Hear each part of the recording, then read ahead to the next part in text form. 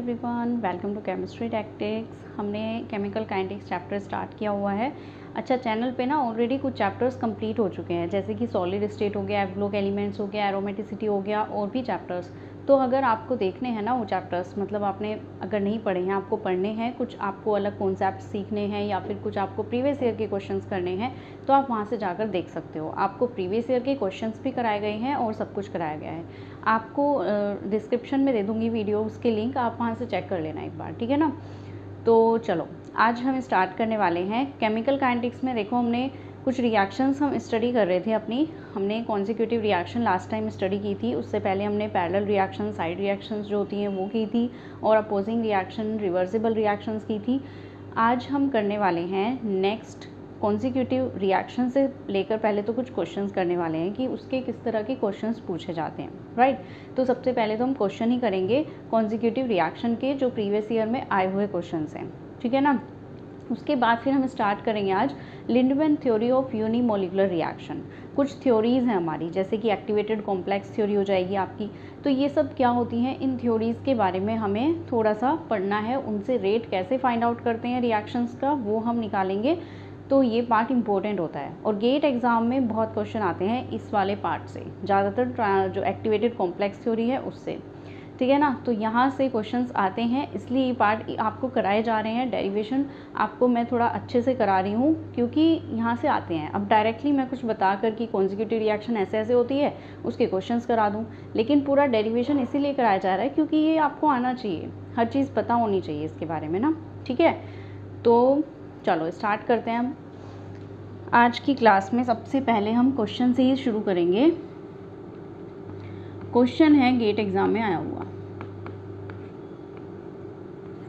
ठीक है। ये गेट एग्ज़ाम में आया हुआ क्वेश्चन है 2004 में। तो इसको देखते हैं हम सबसे पहले, ये क्या है।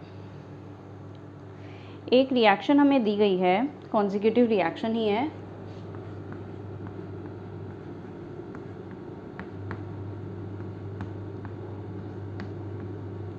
PQR, इस तरीके से K1 K2 यहाँ पर इनके रेट कॉन्स्टेंट्स हैं।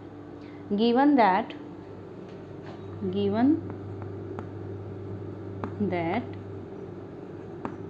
initial concentration of P is concentration of reactant P is 1 molar, ठीक है। ये 1 मोलर दी गई है आपको। रेट कॉन्स्टेंट्स की भी वैल्यू दी गई है। Rate constants K1 and K2 are 1 into -3 per second and 1 into 10⁻⁻4 per second respectively। K1 के लिए ये वाला दिया हुआ है और K2 के लिए ये वाला दिया हुआ है दूसरा। उसके बाद आपको यहाँ पर क्या फाइंड आउट करना है, find out the time. Question यहाँ पर है, अब यहाँ पे find out the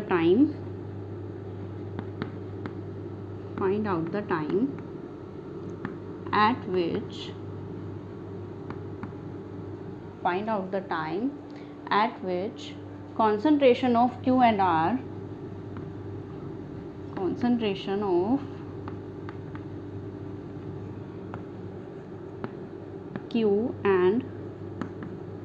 R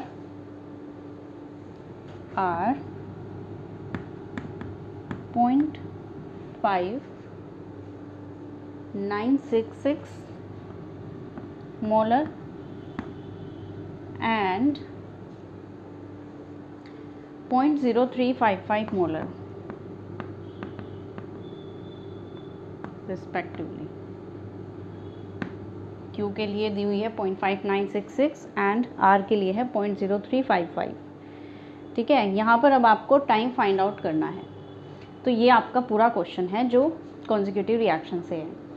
अब सबसे पहले तो आपको यहाँ क्या पता होना चाहिए, देखो जैसे ही आपके पास कॉन्जिक्यूटिव रिएक्शन आपको दिखी तो आपको करना क्या है। देखो इस क्वेश्चन को अगर मैं सबसे पहले इसके बारे में लिख लूँ कि गिवन क्या क्या है हमें, तो मैं ये लिख सकती हूँ कि हमें यहाँ पर इनिशियल कॉन्सेंट्रेशन दी हुई है पी की, यानी जो रिएक्टेंट है उसकी initial concentration P not 1 molar given है हमें, ठीक है ना।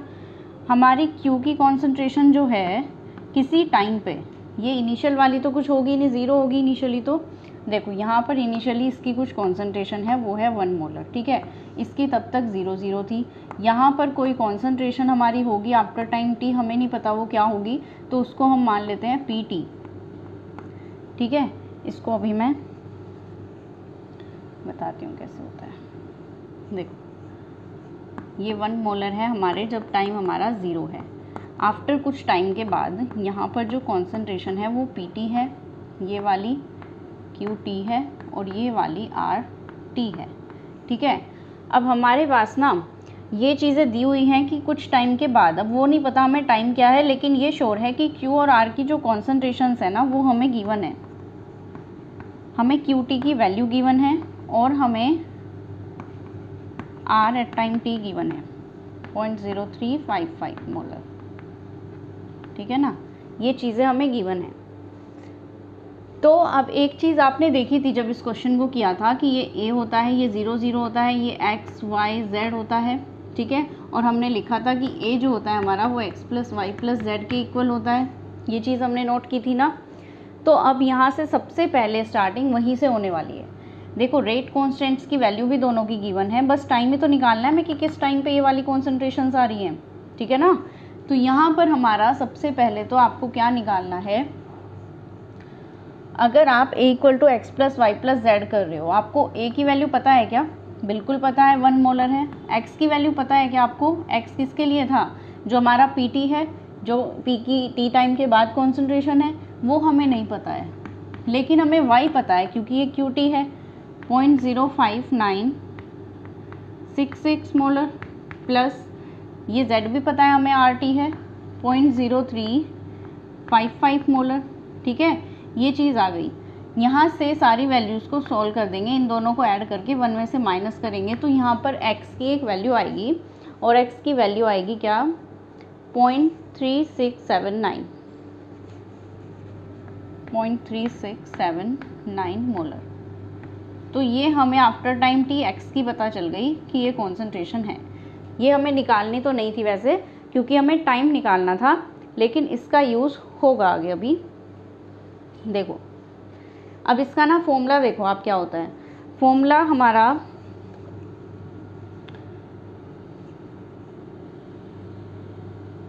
जो कॉन्जिक्यूटिव रिएक्शंस हैं उनका क्या फॉर्मूला होता है वो हम देख लेते हैं। ये हमें K1 और K2 की वैल्यू गिवन है, K1 इतना है, K2 इतना है, ठीक है ना। ये चीज़ अलग से नोट कर लो, ये दी हुई है हमें। फाइंड आउट टाइम निकालना है हमें, और ये कॉन्सेंट्रेशंस हम लिख ही चुके हैं यहाँ पर कैसे होंगी, तो ये वाला पार्ट हमने यहाँ लिख ही लिया है कितनी इतनी कॉन्सेंट्रेशंस हैं। तो अब यहाँ पर देखो फॉर्मूला क्या होता है आपके इसकी रिएक्शंस का, ln(a/x इज इक्वल, ये होता है, ठीक है। ln(a/x is equal to K1T, ये वाला फॉर्मूला होता है हमारे कॉन्जिक्यूटिव रिएक्शंस का। तो यहाँ पर आपको a की वैल्यू तो गिवन है, आपको K1 भी दिया हुआ है, देखो टाइम ही तो निकालना है ना, a भी दिया हुआ है, x भी दिया हुआ है। x हमने अभी कैसे निकाला, इस वाले फॉर्मूले से। ये वाली कॉन्सेंट्रेशंस अगर हम इन टर्म्स ऑफ ये लिखें कि ln p की इनिशियल कॉन्सेंट्रेशन और p की है आफ्टर टाइम t कॉन्सेंट्रेशन, और K1 की वैल्यू हम ले लें ये वाली, और टाइम हमें निकालना ही है, ठीक है। तो अब हम यहाँ पे क्या करने वाले हैं, देखो पी नॉट की वैल्यू तो हमें गिवन है 1 है, पी टी क्या निकाला अभी हमने x, ये वाली वैल्यू आएगी 0.03679। तो इस क्वेश्चन में वैसे कुछ नहीं था, फॉर्मूले में डायरेक्टली पुट करनी थी वैल्यू, पर यहाँ पर यही निकालने वाली एक ट्रिक थी कि ये निकाल के हम कैसे लिखेंगे। तो ये आ जाएगा। अब इस वाले क्वेश्चन को ना हम ln को निकाल के सोल्व करेंगे, तो यहाँ पे क्या आंसर आने वाला है इसका,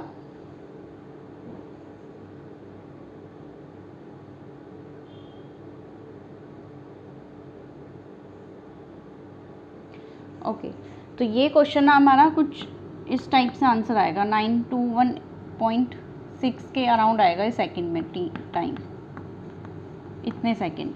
इसको ना हम 1000 सेकंड भी मान सकते हैं, अगर कहीं पर आपका 1000 सेकंड आएगा तो भी हम इसको ऐसे मान सकते हैं।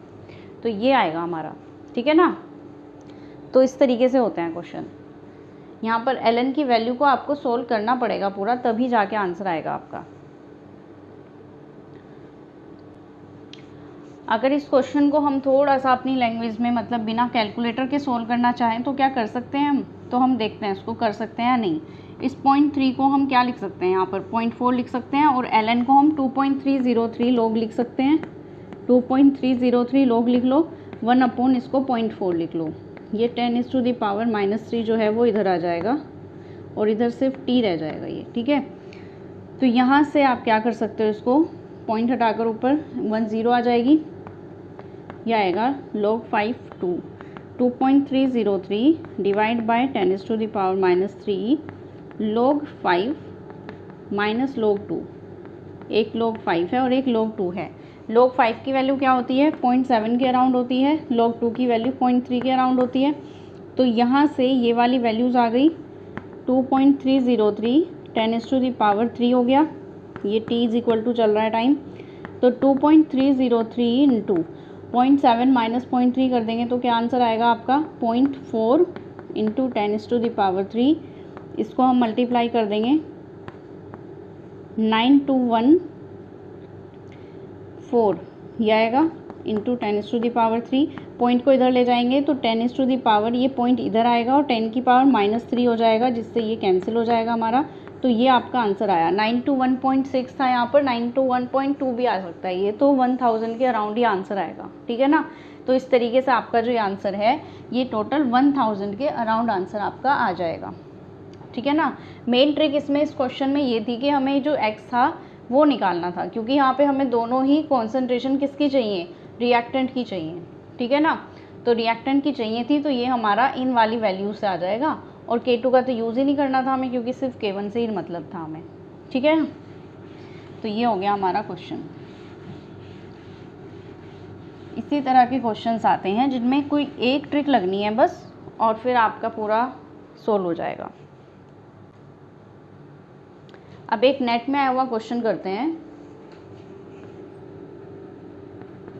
ये नेट एग्जाम में आया हुआ क्वेश्चन है।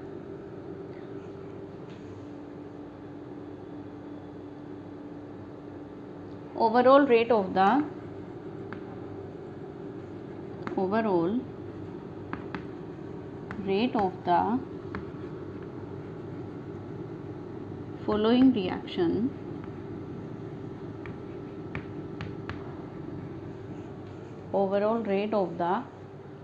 following reaction by steady state approximation is, इसको मैं स्मॉल लिख दूँ, एसएससी मतलब समझ गए हो, स्टडी स्टेट अप्रोक्सीमेशन है। तो ओवरऑल रेट आपको निकालना है फॉलोइंग रिएक्शन का बाय एसएससी। अब वो रिएक्शन क्या है वो मैं बता रही हूँ। वो रिएक्शन हमारी कॉम्प्लेक्स रिएक्शन है, एक स्टेप में नहीं हो रही है, कई सारे स्टेप्स फॉलो करने पड़ रहे हैं। तो फॉलोइंग कॉम्प्लेक्स रिएक्शन लिख लो उसको। तो एक तो हमारा ये है स्टेप कि 2A से हमारा बन रहा है A2, और यहाँ पर K1 हमारा रेट कांस्टेंट, ठीक है। दूसरा है हमारा A + B से C बन रहा है, यहाँ पर K2 है रेट कांस्टेंट। फिर A2 + C से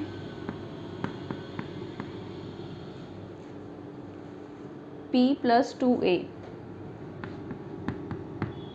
प्रोडक्ट बन रहा है, और साथ में 2A, ठीक है। ये इस टाइप से रिएक्शन है। तो अब इसमें हमें क्या बताना है, ओवरऑल रेट बताना है इस रिएक्शन का कैसे होगा। तो इस क्वेश्चन में सबसे पहले तो आपको क्या करना पड़ेगा, देखो रेट निकालने के लिए आपको क्या करना पड़ता है, रेट कौन से वाला रेट लिखते हैं हम। देखो एलिमेंट्री रिएक्शन अगर होती, सिंपल एक स्टेप में रिएक्शन हो रही होती, तो हम उसी का रेट लिखते। अब यहाँ पर तो हमें 3 रिएक्शंस दे दिए हैं, अब हम रेट किसका लें, कौन से वाली इक्वेशन हो जिसका हमें रेट लेना चाहिए। अब रेट के लिए ना एक बहुत इंपॉर्टेंट बात है कि हमेशा जो रेट होता है ना, स्लो स्टेप जो होता है रिएक्शन का, जो स्लो स्टेप में कंप्लीट हो रही होगी, slow step is the rate determining step. ये बात लिख लो यहाँ पर, जो हम रेट लेंगे ना वो हमारा स्लो स्टेप वाला होना चाहिए, रेट डिटरमाइनिंग स्टेप।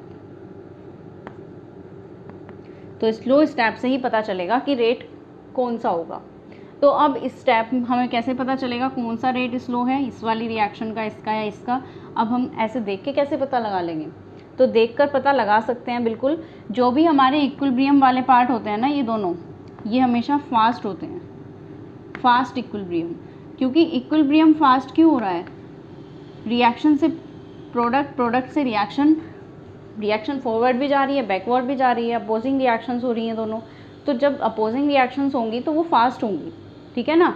तो इक्विलिब्रियम वाली जो रिएक्शंस होती है ना वो हमेशा फास्ट होती हैं। तो ये तो फास्ट हो गई, ये भी फास्ट हो गई, तो यानी ये तो रेट डिटरमाइनिंग स्टेप नहीं हो सकते। ये वाली हमारी जो है ये स्लो है, क्योंकि ये इक्विलिब्रियम में नहीं है, ये हमारी सिंपल चल रही है, तो ये वाला स्टेप हमारा स्लो होने वाला है।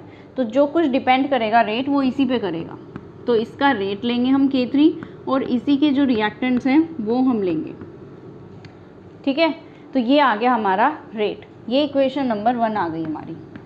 तो यहाँ पे ना क्या हो रहा है, देखो रिएक्शन का रेट हम निकाल रहे हैं, लेकिन यहाँ पर जो A2 और C है ना, ये हमारे ये प्रोडक्ट्स नहीं है। हमारा जो रेट होता है ना उसमें कभी भी इंटरमीडिएट वाली स्पीशीज़ नहीं होनी चाहिए, लेकिन यहाँ पर A2 और C जो हैं दोनों ही क्या हैं, इंटरमीडिएट बन रहे हैं। ये फाइनल प्रोडक्ट नहीं है, फाइनल प्रोडक्ट तो हमारा ये बना हुआ है, ठीक है। हमारा अगर फाइनल प्रोडक्ट या फिर जो रेट होता है ना हमारा, वो हमारा या तो रिएक्टेंट की फॉर्म में हो या फिर प्रोडक्ट की फॉर्म में हो, वो उसके बीच का जो इंटरमीडिएट वाला पार्ट है वो वहाँ पर नहीं आना चाहिए, ठीक है। अब तक जितनी बार भी रेट निकाला है कहीं पर भी इंटरमीडिएट यूज़ नहीं हुआ है। तो अगर इंटरमीडिएट आ जाता है बाई चांस, जैसे कि इस रिएक्शन में आ गया है A2 और C दोनों इंटरमीडिएट की कॉन्सेंट्रेशन आ गई है, तो इनको हमें हटाना पड़ेगा यहाँ से, ठीक है ना। लेकिन लास्ट क्लास में हमने क्या देखा, देखो कैसे करते हैं हम इसको रिमूव, SSC से, स्टडी स्टेट अप्रोक्सीमेशन क्या होती है वो देखो। लास्ट क्लास में हमने ये देखा था कि जो हमारी कॉन्जिक्यूटिव रिएक्शंस होती है ना, उनमें एक रिएक्टेंट होता है, एक प्रोडक्ट होता है, उनके बीच में एक जो है इंटरमीडिएट फॉर्म होता है कुछ टाइम के लिए, ठीक है ना।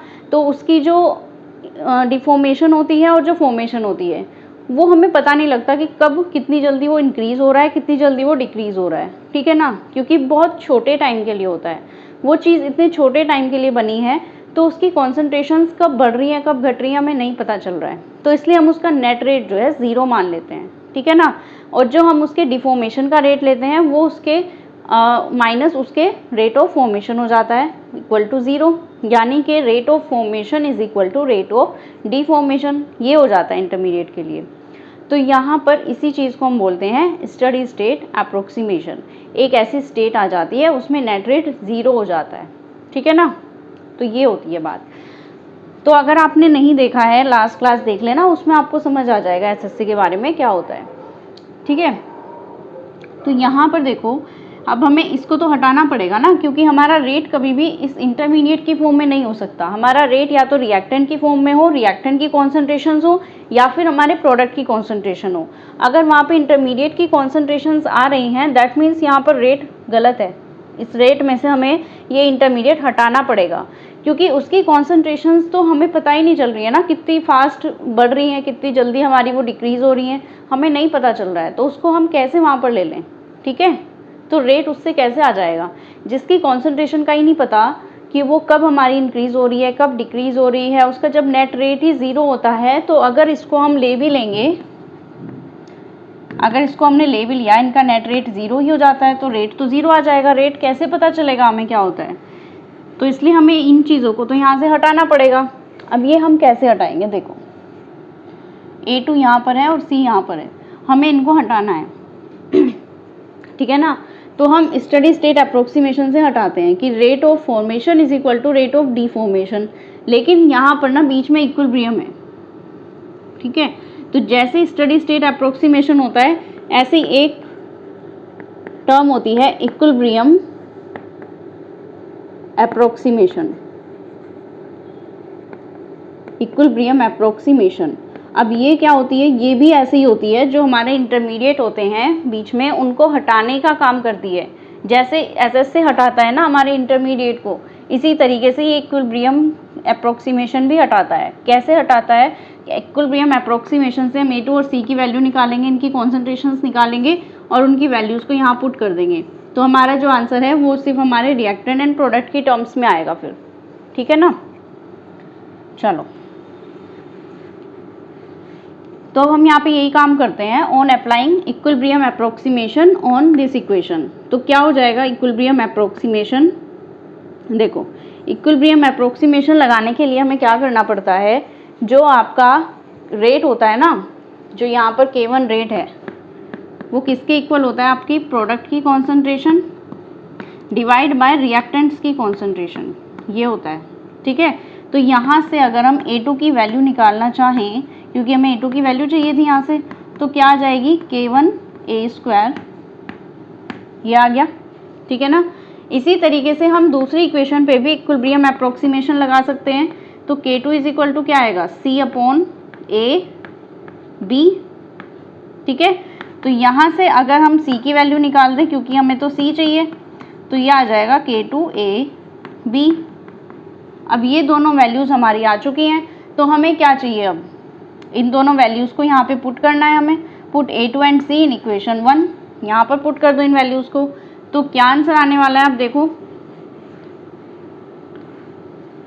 A2 और C के ये आ गए ना, इस वाली इक्वेशन में पुट कर दो। Rate is equal to K3, A2 की जगह लिख दो K1A² एंड C की जगह लिख दो K2A/B,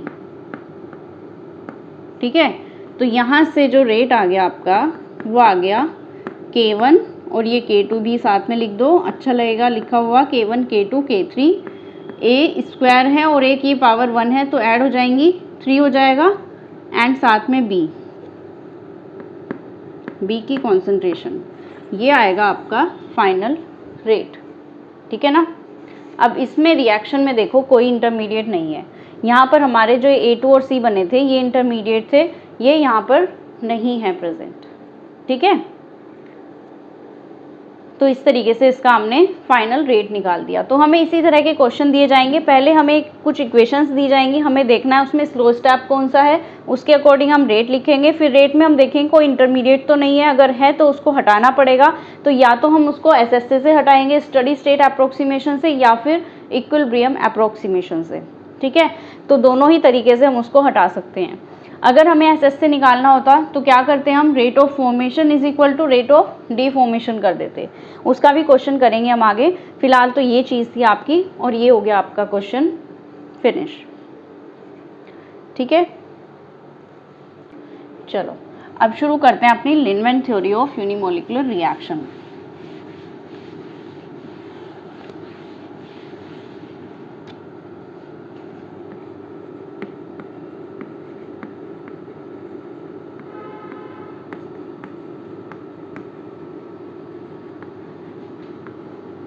theory of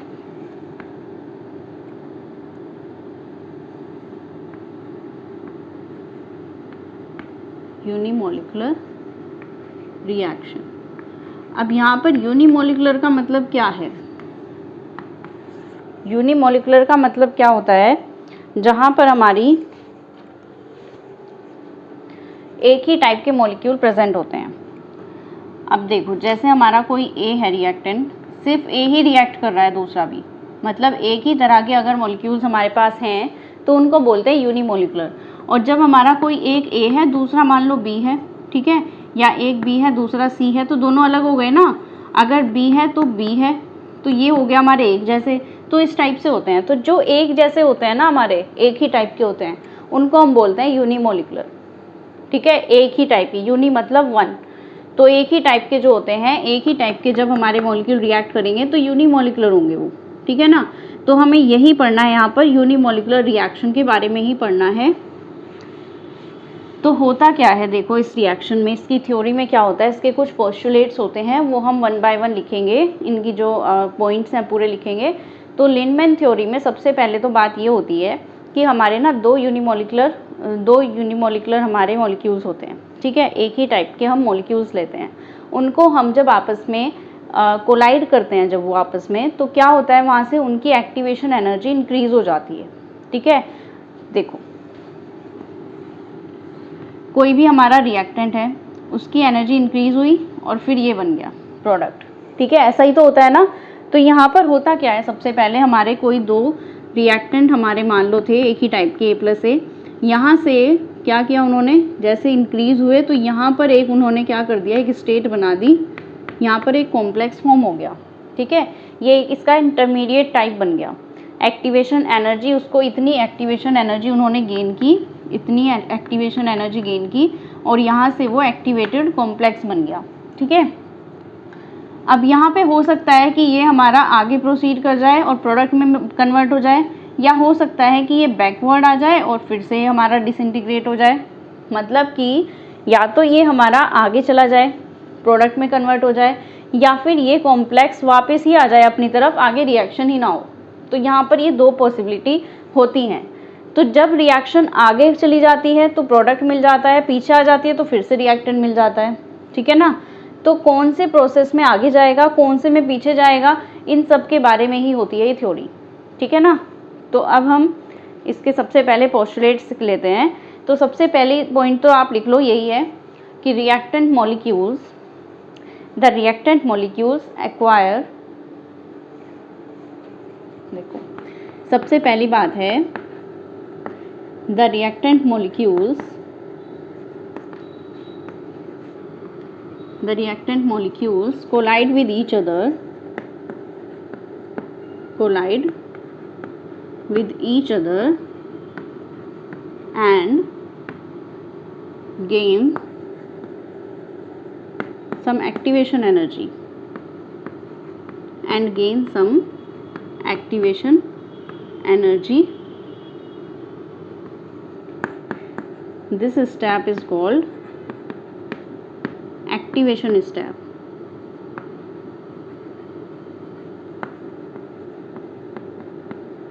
This step is called activation step. ठीक है, ये पहला स्टेप हुआ यहाँ पर, एक्टिवेशन का स्टेप हो गया। ठीक है ना, यहाँ पर क्या होता है हमारा, हाँ तो ये तो मैंने बता दिया ना आपको, दो प्रोसेस होते हैं वो आगे करेंगे अब हम। रिएक्टेंट मॉलिक्यूल्स ने पहले कोलाइड किया, वहाँ से कुछ एक्टिवेशन एनर्जी मिली, इस स्टेप को हम बोलते हैं एक्टिवेशन स्टेप। ठीक है ना, तो सबसे पहले हमारा क्या हुआ है यहाँ पर, कोई भी दो यूनिमोलिकुलर हमारे एक ही जैसे मॉलिक्यूल्स थे जिन्होंने रिएक्ट किया, तो उन्होंने क्या किया, एक एक्टिवेटेड कॉम्प्लेक्स बनाया और बाकी मॉलिक्यूल साथ में अभी भी हैं ही यूनिमोलिकुलर। ठीक है, तो इसकी जो एनर्जी है वो हाई एनर्जी है। यहाँ पर देखो इसकी हाई एनर्जी का है ना ये, और अगर हाई एनर्जी होती है, high energy means less stability, तो ये तो हमारा लेस स्टेबल हो गया, यानी ये हमारा एक तरीके से इंटरमीडिएट बन गया। तो ये इंटरमीडिएट तो यहाँ से हटाना पड़ेगा हमें नहीं चाहिए लेस स्टेबल, जो हमें तो स्टेबल स्पीशीज़ चाहिए, या तो रिएक्टेंट ही बन जाए या फिर प्रोडक्ट ही बन जाए, क्योंकि ये दोनों देखो नीचे हैं, यानी इनकी जो एनर्जी है दोनों की वो कम है, जबकि इसकी एनर्जी बहुत ज़्यादा है। तो हाई एनर्जी का है इसलिए लेस स्टेबल है, तो ये वाला जो है हमारा ये डिसअपियर हो जाता है, इसको हमें हटाना है यहाँ से। ठीक है, due to less stability, due to less stability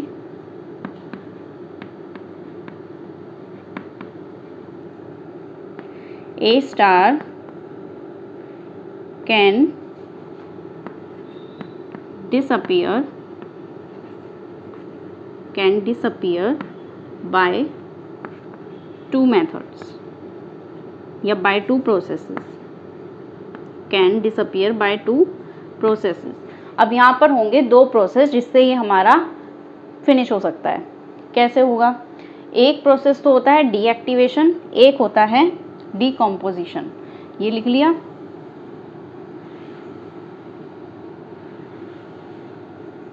due to less stability A star can be disappear in two ways. पहला है डीएक्टिवेशन और दूसरा है डीकम्पोजिशन। अब इन दोनों में क्या डिफरेंस होगा वो याद रखना है बस।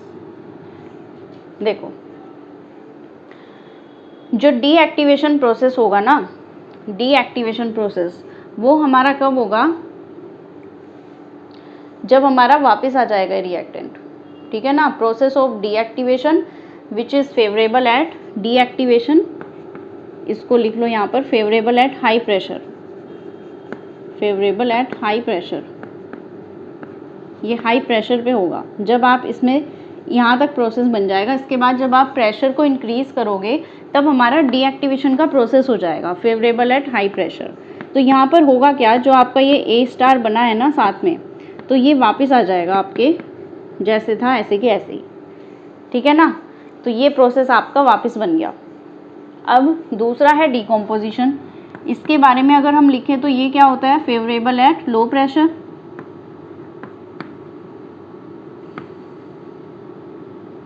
Favourable at low pressure. तो ये क्या होता है, ये रिएक्शन को आगे प्रोसीड करा देता है, यानी अब हमें जो ये स्टार बना था इससे प्रोडक्ट भी मिल जाएगा। ये दो प्रोसेस होते हैं हमारे, ठीक है ना। तो अब फाइनल इन सब का निचोड़ क्या होगा, इन सब चीज़ों का हम फाइनल एक इक्वेशन बनाने वाले हैं। ये सब लिख लिया, नोट कर लो इसको। अब यहाँ से जो फाइनल आपकी इक्वेशन बनने वाली है वो मैं लिख देती हूँ, फिर उससे हम रेट फाइंड आउट करेंगे। देखो इसमें हमने अभी क्या किया, पहला प्रोसेस हमने क्या किया, जिसमें हमने a प्लस ए से बनाया था a star a।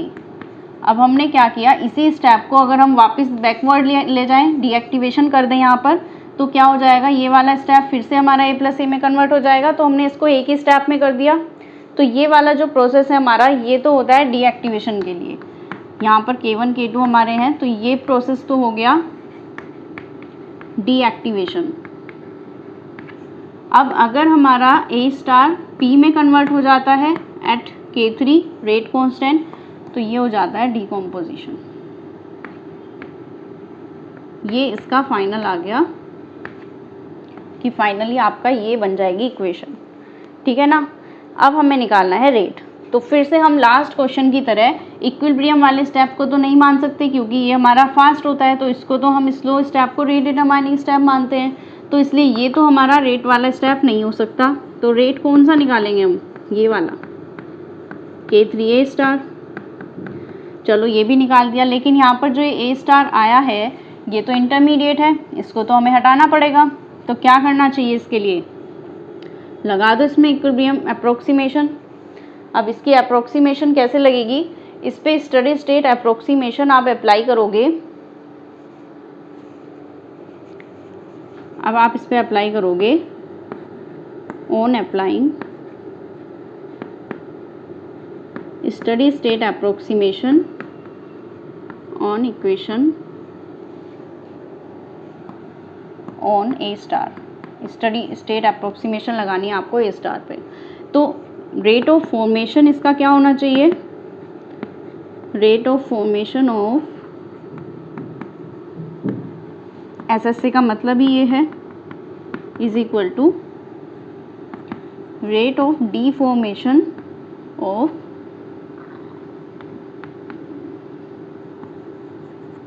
A star, ठीक है ना। इन दोनों के ही फॉर्मेशन के और डीफॉर्मेशन के रेट हमें फाइंड आउट करने हैं। तो अब ध्यान से देखो, यहाँ पर रेट ऑफ फॉर्मेशन क्या होगा, A स्टार किस किस स्टेप में बन रहा है, सिर्फ यहाँ पर एक स्टेप ऐसा है इसमें बन रहा है K1 वाले में। तो हम लिख सकते हैं इसको K1A into A is equal to rate of deform कहाँ पे हो रहा है, एक तो इस वाले स्टेप में डिफॉर्म हो रहा है जब हम, एक मिनट, हाँ A स्टार की फॉर्मेशन का रेट ये है, और डिफॉर्मेशन का रेट कहाँ होगा, जब ये K2 इसकी तरफ जाएगा, तो यहाँ पर ये डिफॉर्म हो जाएगा ना इस स्टेप में। तो डिफॉर्मेशन का रेट क्या होने वाला है, K2 A star A plus इस वाली इक्वेशन में भी तो डिफॉर्म हो रहा है ना ये K3 A स्टार। ये हो गया। यहाँ से A स्टार को कॉमन ले सकते हो आप, क्या आएगा अंदर, K2 A प्लस K3, ठीक है।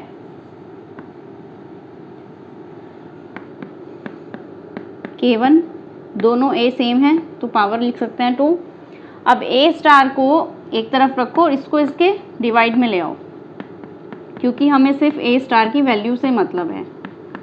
K1A² divide by K2A plus K3। ये आ गया आपका फाइनल A स्टार का आंसर, A स्टार का। अभी A स्टार की कॉन्सेंट्रेशन आई है सिर्फ, इसको हमें इस फर्स्ट इक्वेशन में भी पुट करना है अभी, क्योंकि हमें तो फाइनल रेट निकालना था। तो अब हम यहाँ से फाइनल रेट निकालते हैं, इसको पुट कर देते हैं इस इक्वेशन में। तो यहाँ से जो आपका रेट आएगा वो क्या आएगा, K3 A स्टार की जगह पुट कर दो ये K1A² divide by K2A plus K3। ये हो गया फाइनल। तो बाकी जो भी हमने कहानी की है ये इसलिए की है क्योंकि हमें फाइनल रेट चाहिए था और रेट आएगा इस तरीके से। अब इसमें सिर्फ हमारे रिएक्टेंट दिखाई दे रहे हैं, कोई इंटरमीडिएट यहाँ पर नहीं दिख रहा है। और अगर इंटरमीडिएट नहीं दिख रहा है that means we are doing this correctly. तो यहाँ पर हमारा ये आ गया रेट। अब यहाँ पर ना देखो दो केस हो सकते हैं इस रिएक्शन में ना। अब अगर हमें ग्राफ प्लॉट करना हो रेट वर्सेस ए अगर हमें करना हो, ये तो आ गया हमारा फाइनल, ठीक है आ गया। अब अगर हमें रेट वर्सेस कॉन्सेंट्रेशन ऑफ ए करना हो ग्राफ प्लॉट, तो हम कैसे करेंगे? देखो उसके लिए तो हमें ये सारी चीज़ें तो नहीं चाहिए। अब हम इसको ए को अलग करना पड़ेगा ना, यहाँ पर भी ए है यहाँ पर भी ए, एक साथ कैसे आएगा? ऐसा पॉसिबल ही नहीं है। तो इसलिए यहाँ पर केस बनेंगे दो। फर्स्ट केस जब हमारा K2 ज़्यादा होगा और जब हमारा K3 ज़्यादा होगा, तो ये दो हम यहाँ पर स्टेप लेने वाले हैं। तो हम सबसे पहले क्या करते हैं, when K3 is very very greater than K2, जब K3 ज़्यादा होगा तो क्या होगा? देखो अभी हमने क्या किया था, K3 कौन से स्टेप में आया था? इस वाले स्टेप में आया था ना जिसमें प्रोडक्ट बन रहा था, यानी ये वाला कौन सा स्टेप था हमारा? डीकम्पोजिशन। तो अगर हम डीकम्पोजिशन ले लें, यानी कि डीकम्पोजिशन में क्या होता है, लो प्रेशर, ठीक है। ये चीज़ बार बार ध्यान रखना कि डीकम्पोजिशन डीएक्टिवेशन इन किस में लो प्रेशर होता है किस में हाई प्रेशर होता है, ये ध्यान रखने वाली बात है, ठीक है। यहाँ से डायरेक्ट क्वेश्चन आ जाते हैं, ठीक है। तो यहाँ से K3 K2 अगर इस तरीके से रिलेशन में है कि K3 ज़्यादा है, दैट मीन्स फिर हमारा ये प्रोडक्ट वाली फॉर्म है, यानी डीकम्पोजिशन वाली फॉर्म है, लो प्रेशर वाली फॉर्म है। तो अगर K3 ज़्यादा है तो K2 को हम नेगलेक्ट कर सकते हैं। तो इस पूरी टर्म को हम नेगलेक्ट कर दें तो रेट क्या आ जाएगा हमारा, K3 K1 A² divide by K3। यहाँ से K3 भी कैंसिल हो जाएगा और ये आ जाएगा K1 A² रेट। ये आ गया फाइनल, ठीक है। इसका अब हम ग्राफ प्लॉट कर सकते हैं। अब हम इसका ग्राफ प्लॉट कर सकते हैं। कैसे होगा इसका ग्राफ प्लॉट? देखो रेट वर्सेस कॉन्सेंट्रेशन ऑफ ए करना है ना, ये तो जो हमारा रेट है इसको हमने मान लिया कि ये वाली एक्स एक्सिस है, ये वाई एक्सिस है। तो जो रेट है हमारा ये वाई एक्सिस है और ये जो K1 दिया हुआ है और यहाँ पर जो ये है ये हमारी एक्स एक्सिस है। तो ये हमारा जो ग्राफ बनेगा वो x² y ये वाले टर्म में बनेगा, पैराबोलिक कर्व। तो जब x² is equal to y होता है तो ग्राफ किस तरह का आता है हमारा, इस तरह का आता है। तो ये वाला नेगेटिव से तो हमें मतलब नहीं है, हमें तो सिर्फ इतना निकालना है, सिर्फ पॉजिटिव पार्ट। तो हम यहाँ से ऐसे इसको बना देंगे, तो इसका जो कर्व आएगा वो कुछ इस टाइप से आएगा, ठीक है। तो ये आ गया आपका फाइनल आंसर। ये ग्राफ हमें निकालना था। अब आपको ये चीज़ तो पता होनी चाहिए कि ये आप कैसे निकाल सकते हो कि जो आपका एक कर्व होता है y² is equal to x वाला, एक होता है आपका x² is equal to y वाला, ठीक है। तो भाई मैं तो इसको ऐसे याद रखती हूँ कि जहाँ पर आपका y² is equal to x है तो लास्ट में x आ रहा है तो x की तरफ ना खुला हुआ होना चाहिए, बस इस तरीके से। और अगर मेरा x² is equal to y आ रहा है जिसकी पावर कुछ भी नहीं है, लास्ट में y आ रहा है तो y की तरफ को उसको खुला रखना है हमें, बस ये चीज़ मैं याद रखती हूँ और उसी तरीके से हो जाता है। तो आप भी कुछ भी ट्रिक लगा के अपनी याद रखो इसको कि x² is equal to y अगर ग्राफ होता है तो y की तरफ खुला हुआ होना चाहिए, तो ये इस तरीके से बनना चाहिए, ठीक है। ओके, तो यहाँ से आपको क्या पता चला इसमें, देखो इस रेट से क्या पता चल रही है, एक बात तो ये पता चल गई ग्राफ ये बनेगा। दूसरी चीज़ पता चल रही है कि जो कॉन्सेंट्रेशन है उसकी पावर 2 है, और जब 2 पावर होती है that means second order reaction होती है। ठीक है, तो यानी कि ये चीज़ श्योर है कि यहाँ पर जो ये रिएक्शन होती है आपकी वो सेकेंड ऑर्डर होती है इन केस ऑफ डीकॉम्पोजिशन। जब डीकॉम्पोजिशन होगा, लो प्रेशर होगा, तो सेकेंड ऑर्डर रिएक्शन होती है। ठीक है, अब हम लेते हैं केस सेकेंड। ये हो गया ना नोट। चलो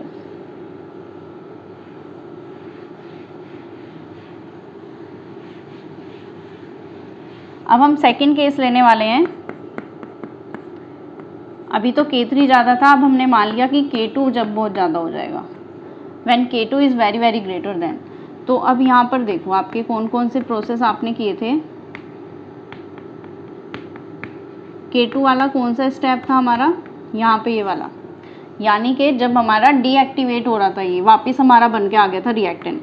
तो अब ये हमारा कौन सा प्रोसेस है, डीएक्टिवेशन का, यानी हाई प्रेशर पे हो रहा है।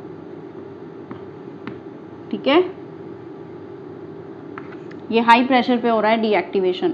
तो जब K2 ज़्यादा होगा तो हमारा ये वाली टर्म इस बार K3 नेगलेक्ट हो जाएगी, तो यहाँ से रेट आएगा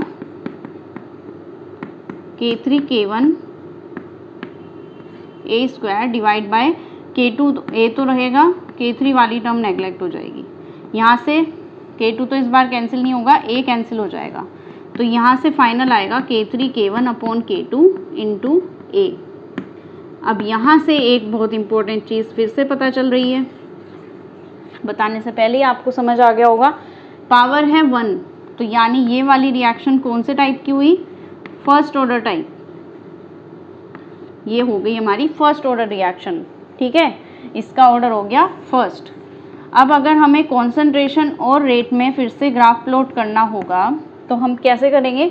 ये वाला कौन सा ग्राफ आने वाला है, y इज इक्वल टू, ये मान लो y पे है और ये है x, तो y is equal to x type की ये रिएक्शन है, यानी कि y is equal to mx plus c वाली रिएक्शन है। अब यहाँ स्लोप तो 1 है और जो इंटरसेप्ट है वो 0 है, तो कोई इंटरसेप्ट नहीं होगा, यहाँ से डायरेक्टली ये रिएक्शन हमारी ऐसे प्रोसीड होगी। ठीक है, तो ये हमारा हो गया फाइनल आंसर। तो यहाँ पर ये फर्स्ट ऑर्डर हो गई।